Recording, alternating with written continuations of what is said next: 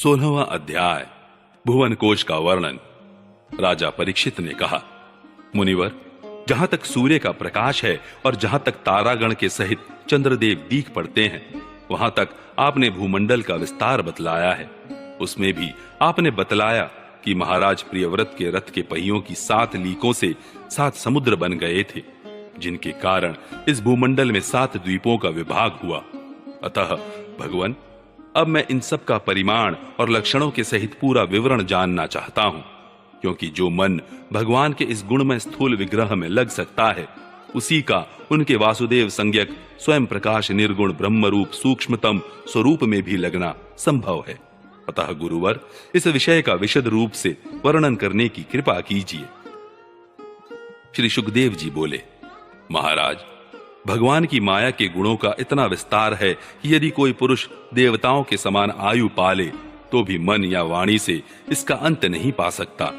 इसलिए हम नाम, रूप, परिमाण और लक्षणों के द्वारा मुख्य मुख्य बातों को लेकर ही इस भूमंडल की विशेषताओं का वर्णन करेंगे। यह जम्बू द्वीप जिसमें हम रहते हैं, भूमंडल रूप कमल के कोश स्थानीय जो 7 द्वीप हैं, उनमें सबसे भीतर का कोश है। इसका विस्तार 1,00,000 योजन है और यह कमल पत्र के समान गोलाकार है। इसमें 9,000 हजार योजन विस्तार वाले 9 वर्ष हैं, जो इनकी सीमाओं का विभाग करने वाले 8 पर्वतों से बटे हुए हैं। इनके बीचों बीच इलावृत नाम का 10वां वर्ष है, जिसके मध्य में कुल पर्वतों का राजा मेरु पर्वत है। वह मानो भूमंडल रूप कमल की कर्णिका ही है। वह ऊपर से नीचे तक सारा का सारा सुवर्णमय है और 1,00,000 योजन ऊंचा है। उसका विस्तार शिखर पर 32,000 और तलैटी में 16,000 योजन है, तथा 16,000 योजन ही वह भूमि के भीतर घुसा हुआ है, अर्थात भूमि के बाहर उसकी ऊंचाई 84,000 योजन है। ईलावृत वर्ष के उत्तर में क्रमशः नील, श्वेत और श्रृंगवान नाम के 3 पर्वत हैं, जो रम्यक, हिरणमय और कुरु नाम के वर्षों की सीमा बांधते हैं। वे पूर्व से पश्चिम तक खारे पानी के समुद्र तक फैले हुए हैं। उनमें से प्रत्येक की चौड़ाई 2,000 योजन है तथा लंबाई में पहले की अपेक्षा पिछला क्रमशः दशमांश से कुछ अधिक कम है। चौड़ाई और ऊंचाई तो सभी की समान है। इसी प्रकार इलावृत के दक्षिण की ओर एक के बाद एक निषद, हेमकूट और हिमालय नाम के 3 पर्वत हैं। नीलादि पर्वतों के समान ये भी पूर्व पश्चिम की ओर फैले हुए हैं और 10-10 हजार योजन ऊंचे हैं। इनसे क्रमशः हरिवर्ष, किमपुरुष और भारतवर्ष की सीमाओं का विभाग होता है। इलावृत के पूर्व और पश्चिम की ओर उत्तर में नील पर्वत और दक्षिण में निषद पर्वत तक फैले हुए गंधमादन और माल्यवान नाम के 2 पर्वत हैं। इनकी चौड़ाई 2-2 हजार योजन है और ये भद्राशो एवं केतुमाल नामक 2 वर्षों की सीमा निश्चित करते हैं। इनके सिवा मंदर, मेरु मंदर, सुपार्श्व और कुमुद, ये 4 10-10 हजार योजन ऊंचे और उतने ही चौड़े पर्वत मेरु पर्वत की आधारभूता थूनियों के समान बने हुए हैं।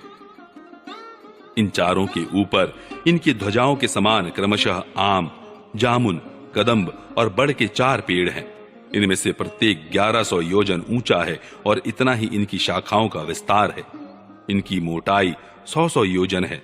भरत श्रेष्ठ, इन पर्वतों पर 4 सरोवर भी हैं, जो क्रमशः दूध, मधु, ईख के रस और मीठे जल से भरे हुए हैं। इनका सेवन करने वाले यक्ष, किन्नरादि उपदेवों को स्वभाव से ही योग सिद्धियां प्राप्त हैं। इन पर क्रमशः नंदन, चैत्ररथ, वैभ्राजक और सर्वतोभद्र नाम के 4 दिव्य उपवन भी हैं। इनमें प्रधान प्रधान देवगण अनेकों सुर सुंदरियों के साथ नायक बनकर साथ साथ विहार करते हैं। उस समय गंधर्वादि उपदेवगण इनकी महिमा का बखान किया करते हैं। मंदराचल की गोद में जो 1100 योजन ऊंचा देवताओं का आम्र वृक्ष है, उससे गिरिशिखर के समान बड़े बड़े और अमृत के समान स्वादिष्ट फल गिरते हैं। वे जब फटते हैं तब उनसे बड़ा सुगंधित और मीठा लाल लाल रस बहने लगता है। वही अरुणोदा नाम की नदी में परिणत हो जाता है। यह नदी मंदराचल के शिखर से गिरकर अपने जल से ईलावृत वर्ष के पूर्वी भाग को सींचती है। श्री पार्वती जी की अनुचरी यक्ष पत्नियां इस जल का सेवन करती हैं। इससे उनके अंगों से ऐसी सुगंध निकलती है कि उन्हें स्पर्श करके बहने वाली वायु उनके चारों ओर 10-10 योजन तक सारे देश को सुगंध से भर देती है। इसी प्रकार जामुन के वृक्ष से हाथी के समान बड़े बड़े प्राय बिना गुठली के फल गिरते हैं। बहुत ऊंचे से गिरने के कारण वे फट जाते हैं। उनके रस से जंबू नाम की नदी प्रकट होती है, जो मेरु मंदर पर्वत के 10,000 योजन ऊंचे शिखर से गिरकर इलावृत के दक्षिण भूभाग को सींचती है। उस नदी के दोनों किनारों की मिट्टी उस रस से भीगकर जब वायु और सूर्य के संयोग से सूख जाती है, तब वही देवलोक को विभूषित करने वाला जाम्बुनद नाम का सोना बन जाती है।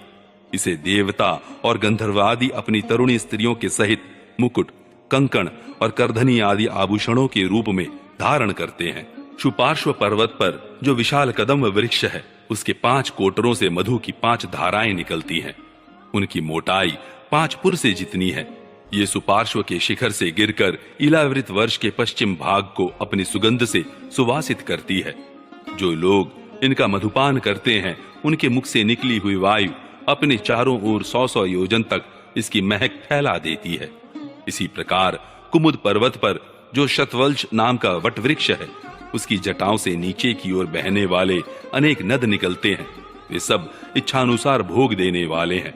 उनसे दूध, दही, मधु, घृत, गुड़, अन्न, वस्त्र, शैया, आसन और आभूषण आदि सभी पदार्थ मिल सकते हैं। ये सब कुमुद के शिखर से गिरकर इलावृत के उत्तरी भाग को सींचते हैं। इनके दिए हुए पदार्थों का उपभोग करने से वहां की प्रजा की त्वचा में झुर्रियां पड़ जाना, बाल पक जाना, थकान होना, शरीर में पसीना आना तथा दुर्गंध निकलना, बुढ़ापा, रोग, मृत्यु, सर्दी गर्मी की पीड़ा, शरीर का कांतिहीन हो जाना तथा अंगों का टूटना आदि कष्ट कभी नहीं सताते और उन्हें जीवन पर्यंत पूरा पूरा सुख प्राप्त होता है। राजन, कमल की कर्णिका के चारों ओर जैसे केसर होता है, उसी प्रकार मेरु के मूल देश में उसके चारों ओर कुरंग, कुरर, कुसुम्ब, वैकंक, त्रिकूट, शिशिर, पतंग, रूचक, निषद, श्रीनिवास, कपिल, शंख, वैदुर्य, जारुधि, हंस, ऋषभ, नाग, कालंजर और नारद आदि 20 पर्वत और हैं।